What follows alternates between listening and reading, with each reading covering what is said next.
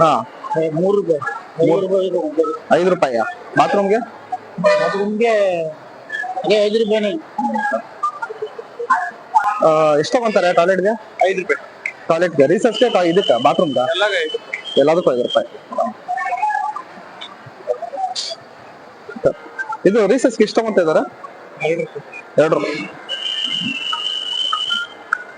ಫೈನಲ್ಸ್ಗೆ ಎಷ್ಟು ತಗೊಂತಾರೆ? 10 rupees. ಲೇಡೀಸ್ಗೆ ಮಾತ್ರ, ಜೆಂಟ್ಸ್ಗೆ? ಲೇಡೀಸ್ಗೆ 10 rupees ತಗೊಂತಾರಾ? ಸರ್ ಸರ್ ಇದು ಯುರೇನಲ್ಸ್ಗೆ ಎಷ್ಟು ತಗೊಂತಾರೆ? 5 ರೂಪಾಯಿಗೆ ಮಾಮೂಲಿ ಟಾಯ್ಲೆಟ್ಗೆ. ಇದು ರೀಸರ್ಚ್ಗೆ ಅಲ್ವಾ? ಎಷ್ಟು ತಗೊಂತಾರೆ ಯೂರಿನ್ಗೆ? ಹಾ 10 ರೂಪಾಯಿ. ಹೌದಾ? ಸರ್ ಯುರೇನಲ್ಸ್ಗೆ ಎಷ್ಟು ತಗೊಂತ ಇದಾರೆ? ಯುರೇನಲ್ಸ್ಗೆ ಎಷ್ಟು ತಗೊಂತ ಇದಾರೆ? 2 ರೂಪಾಯಿ. ಕೇಳ್ತಾ ಇದೀವಿ. ಇದು ಎಷ್ಟು ತಗೊಂತ ಇದಾರೆ ಯುರೇನಲ್ಸ್ಗೆ?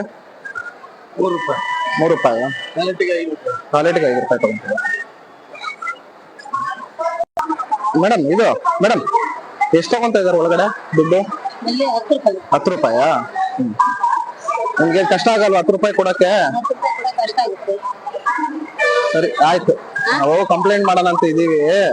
ಎಲ್ಲ ಹೆಣ್ಮಕ್ಳಿಗೆಲ್ಲ ಸಿಕ್ಕಾಪಟ್ಟೆ ಪ್ರಾಬ್ಲಮ್ ಆಗ್ತದೆ, ಸಮಸ್ಯೆಗಳಾಗ್ತಿದೆ.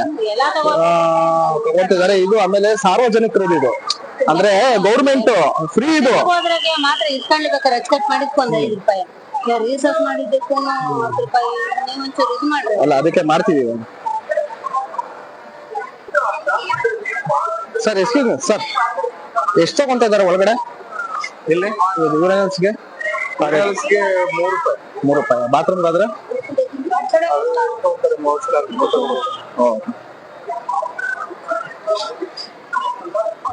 ಬ್ರದರ್ ಎಷ್ಟು ತಗೊಂತ ಇದಾರೆ ಒಳಗಡೆ ಯುರೇನಲ್ಸ್ಗೆ? ಯೂರಿನ್ಗೆ ಎಷ್ಟು ತಗೊಂತ ಇದಾರೆ? 5 ರೂಪಾಯಿ. ಯೂರಿನ್ಗೂ 5 ರೂಪಾಯಿ ತಗೊಂತ ಇದ್ದಾರೆ.